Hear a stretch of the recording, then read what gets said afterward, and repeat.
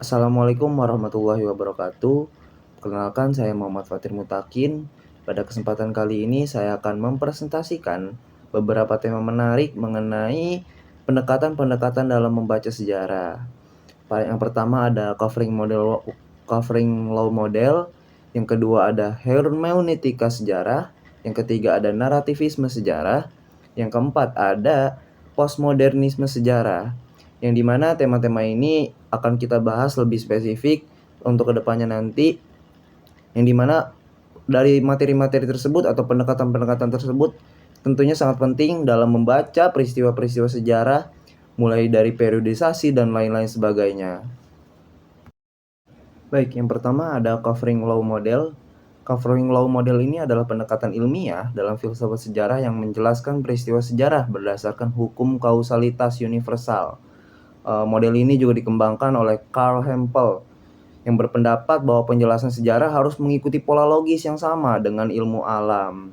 Nah, termasuk contoh-contoh yang ada di dalam law model sendiri adalah peristiwa revolusi industri, yang dimana pada revolusi industri sendiri dapat dijelaskan melalui CLM dengan hukum kausalitas, yang dimana revolusi industri sendiri mengakumulasi modal, inovasi teknologi mesin uap, dan ketersediaan bahan baku batu bara secara bersama-sama yang menyebabkan transformasi sistem produksi dari agraris menuju industri manufaktur. Seperti yang dijelaskan pada deskripsi tadi ya, bahwasanya covering law model ini adalah hukum kausal universal, yang dimana pendekatan-pendekatan ini adalah mengikuti pola logis yang sama yang dengan mengikuti ilmu alam. Seperti peristiwa-peristiwa yang pada contoh covering law model tersebut adalah revolusi industri. Jelas ya teman-teman bahwasanya revolusi industri sendiri sebuah peristiwa yang dimana di situ terdapat sains yang relevan pada saat kondisi pada saat itu, dan juga peristiwa tersebut juga mengikuti ilmu alam atau hukum alam, yang dimana revolusi industri sendiri terjadi karena adanya kebutuhan-kebutuhan manusia yang memang sudah lebih kompleks, banyaknya kebutuhan-kebutuhan manusia yang memang sudah lebih luas, sehingga terjadilah revolusi industri yang menyebabkan perubahan zaman di mana teknologi-teknologi ataupun bahan-bahan baku seperti batu bara dan lain sebagainya, mesin uap itu sudah lebih berkembang, yang dimana itu sendiri peristiwa yang memang terjadi mengikuti hukum alam pada saat itu, ilmu alam pada saat itu, yang dimana kebutuhan manusia, balik lagi tadi, kebutuhan manusia memang sudah lebih banyak sehingga terjadilah revolusi industri. Selanjutnya ada kelebihan dan juga kelemahan covering law model. Yang pertama ada kelebihannya, yaitu menjelaskan peristiwa sejarah secara ilmiah dan sistematis. Yang kedua ada memberikan kerangka kausal yang jelas dan terukur. Yang ketiga ada memungkinkan prediksi berdasarkan hukum universal. Yang keempat ada mendekati sejarah dengan metode sains empiris. Seperti yang dijelaskan tadi bahwasanya covering law model sendiri dan contoh peristiwanya adalah revolusi industri. Bagaimana peristiwa-peristiwa tersebut dapat dijelaskan secara ilmiah. Revolusi industri kurang ilmiah apalagi teman-teman. Yang terjadi memang berdasarkan sains dan juga relevansi pada zaman itu, kondisi pada saat itu, dan juga sistematis, yang dimana itu semua memberikan hukum-hukum atau kausalitas yang universal, yang memang yang terjadi pada kebanyakan di dunia ataupun negara-negara di dunia memang mengalami revolusi industri. Maka dari itu memungkinkan prediksi berdasarkan universal. Yang kedua ada kelemahan covering law model. Yang pertama ada terlalu deterministik dan mekanistik. Bagi kebanyakan orang memang mungkin ada beberapa yang memang paham ya teman-teman bagaimana revolusi industri ini terjadi dan mengapa harus terjadi revolusi industri. Tetapi bagi khalayak-khalayak yang memang tidak masuk atau tidak relevan pada dirinya sendiri, itu semua akan menjadi terlalu mekanistik ataupun deterministik, sehingga apapun yang terjadi pada peristiwa tersebut dia merasa kurang relevan, ataupun peristiwa yang terjadi seperti revolusi industri tadi tidak perlu terjadi, karena itu tadi memang tidak semua manusia ataupun tidak semua peradaban itu harus mengikuti kemajuan-kemajuan peradaban modern, teman-teman. Yang kedua ada mengabaikan konteks budaya dan subjektivitas manusia, ya itu tadi ya. Karena kita mengambil ataupun saya mengambil revolusi industri, bagaimana budaya-budaya ataupun masyarakat-masyarakat adat yang memang belum menerima modernisme ataupun yang lain sebagainya, itu semua menjadi tidak relevan terhadap dirinya sendiri ataupun terhadap kelompok tertentu. Maka dari itu memang di covering law model ini adalah kelemahannya, yaitu tadi mengabaikan konteks budaya dan juga subjektivitas manusia. Karena memang tidak bisa anggapannya covering law model ini adalah memaksa keseluruhan kelompok yang ada di dunia ini harus bisa menerima revolusi industri tadi. Yang ketiga ada sulit menemukan hukum universal dalam sejarah. Yang keempat ada mereduksi kompleksitas peristiwa historis. Lanjut ke pendekatan selanjutnya, yaitu hermeneutika sejarah. Yang dimana hermeneutika sejarah ini adalah pendekatan yang memahami peristiwa sejarah melalui interpretasi, makna, dan konteks. Di sini menjelaskan bahwasanya pendekatan ini sejarah bukan hanya sekedar fakta, melainkan teks yang harus ditafsirkan secara mendalam dengan mempertimbangkan horizon pemahaman pembaca dan penulisnya. Jadi pada pendekatan kali ini adalah bagaimana peristiwa-peristiwa ataupun peristiwa-peristiwa sejarah yang terjadi itu semua dapat digali lebih dalam lagi, lebih spesifik lagi.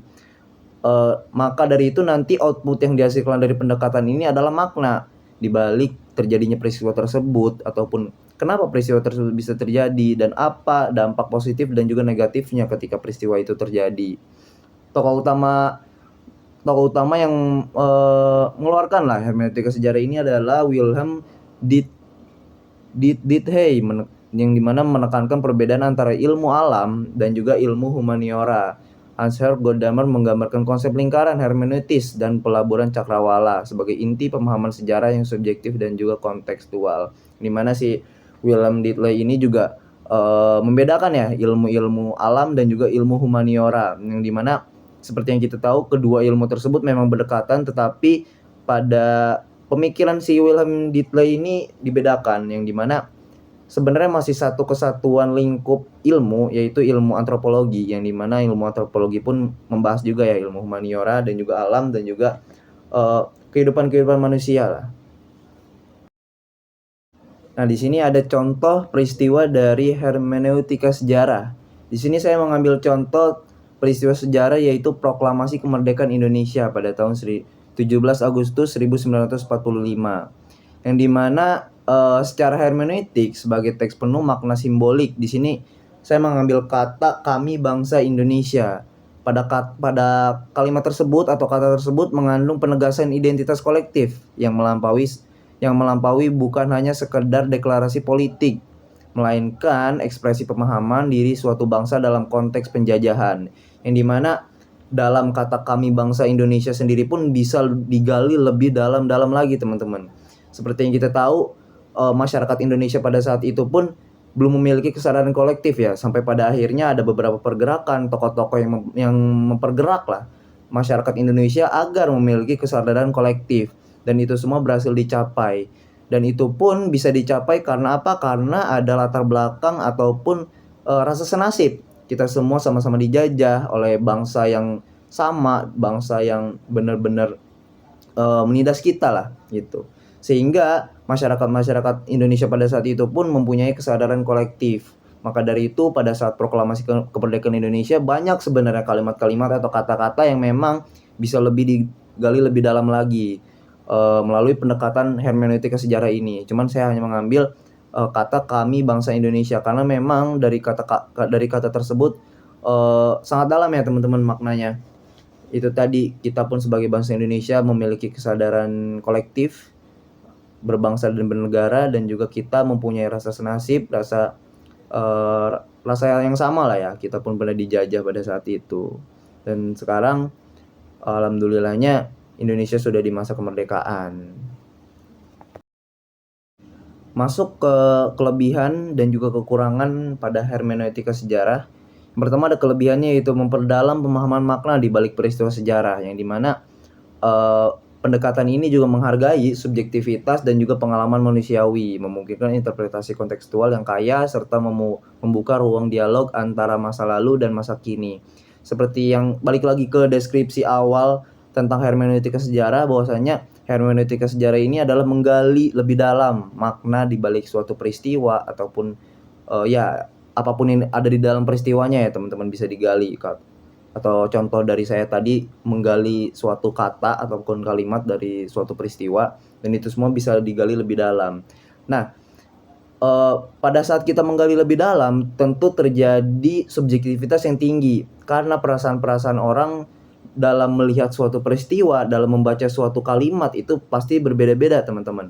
Sehingga itu semua bisa menjadi subjektivitas yang sangat tinggi. Tetapi dalam hermeneutika sejarah ini subjektivitas tersebut dihargai ataupun diterima, dan memang hermeneutika sejarah ini memang pendekatan yang seperti itu, menghargai pendapat-pendapat ataupun subjektivitas penulis tentang melihat tentang peristiwa yang dia lihat lah, ataupun yang akan dia gali secara lebih dalam dan juga spesifik gitu. Dan juga ada kelemahannya di sini, kelemahannya adalah kurang objektif karena bergantung pada interpretasi subjektif peneliti. Nah, balik lagi tadi, karena hermeneutika sejarah ini memang memiliki subjektivitas yang sangat tinggi, maka dari itu kelemahannya adalah kurang objektif. Tetapi dari subjektivitas penulis ataupun pelihat peristiwa itu semua bisa dijelaskan secara rasional. Contoh tadi, dari kalimat kami bangsa Indonesia, tentu banyak orang yang memang berbeda-beda ataupun ya berbeda-beda lah dalam melihat kalimat tersebut. Ada yang melihat kalimat tersebut hanya sekedar kalimat biasa, ada yang melihat kalimat tersebut sebagai kalimat yang memang mendalam dan juga terasa sampai ke hati dia. Tentu itu semua bisa menjadi kelemahan dan juga kekurangan bagi pendekatan hermeneutika sejarah ini. Masuk ke pendekatan yang selanjutnya, yaitu historisme. Historisme sendiri adalah pendekatan yang menekankan bahwa setiap peristiwa sejarah harus dipahami dalam konteks spesifik pada zamannya. Tidak ada peristiwa yang dapat dinilai secara universal tanpa mempertimbangkan kondisi sosial, budaya, dan politik pada masa itu. Nah, pendekatan historisme ini kalau dilihat-lihat, ini pendekatan yang bertentangan dengan pendekatan covering law model tadi teman-teman. Bahwasanya historisme ini adalah pendekatan yang memang harus melihat kondisi sosial, budaya, dan juga politik pada masa itu. Sementara di covering law model tadi berbalik ya dari si historisme ini. Masuk ke contoh historisme, di sini saya mengambil contoh peristiwanya yaitu Perang Dunia Kedua sebagai objek historismenya, yang dimana pada pendekatan historisme menekankan bahwa Perang Dunia II hanya dapat dipahami dalam konteks spesifik pada zamannya, yang dimana kita pun ya tadi ya seperti yang di pengertian dari pendekatan historisme sendiri adalah kita harus melihat bagaimana peristiwa tersebut harus dilihat dari kondisi budaya, sosial, dan juga politik pada masa itu. Nah, Perang Dunia Kedua ini kita bisa lihat dari segi budaya, sosial, dan juga politik pada saat itu. Yang pertama ada krisis ekonomi pada saat itu pasca dari Perang Dunia ke-1, dan juga ada kebangkitan saat fasisme dan juga ketegangan geopolitik Eropa 1930-an. Di situ bisa dilihat satu peristiwa bisa dilihat dari kondisi sosial, budaya, dan juga politik pada saat peristiwa tersebut terjadi, teman-teman. Dan juga yang kedua ada keunikan konteks dan waktu. Historisme ini menolak penjelasan universal dan juga deterministik. Nah, seperti yang sudah saya jelaskan tadi, bahwasanya pendekatan historisme ini memang berlawanan ya dari pendekatan covering law model tadi, yang dimana covering law model tadi menekankan bahwasanya kekurangan dari covering law model tadi adalah memang deterministik dan juga terlalu sains dan juga terlalu kompleks. Berbeda dengan historisme ini, yang dimana historisme ini menolak lah penjelasan-penjelasan ataupun anggapan-anggapan bahwasanya peristiwa tersebut universal. Jadi kalau tadi covering law model itu kesannya memaksa, nah si historisme ini kesannya memang tidak memaksa ataupun bisa menerima kondisi sosial, politik, budaya pada saat itu dan pada saat peristiwa ini terjadi. Ya, dilanjut ke kelebihan dan juga kekurangan pendekatan historisme ini ya. Pertama ada kelebihannya yaitu menghargai konteks spesifik setiap peristiwa sejarah, karena itu tadi pendekatan historisme ini melihat dari kondisi-kondisi dari berbagai aspek pada saat peristiwa itu terjadi, yang dimana peristiwa pendekatan ini juga menolak dari universal tadi ya teman-teman ya.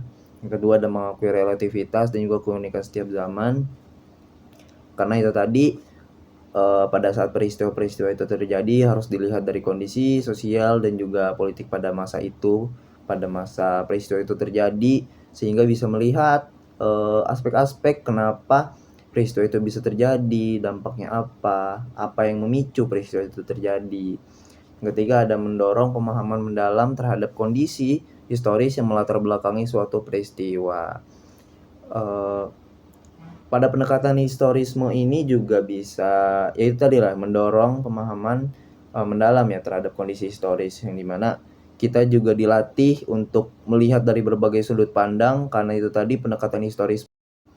Lanjut ke pendekatan yang selanjutnya yaitu narativisme. Narativisme ini adalah pendekatan yang memandang sejarah sebagai cerita yang dibentuk secara naratif. Cerita yang dibentuk secara naratif ini yang dimaksudkan adalah sejarah bukan sekedar kumpulan fakta, melainkan konstruksi narasi yang disusun oleh sejarawan dengan plot, karakter.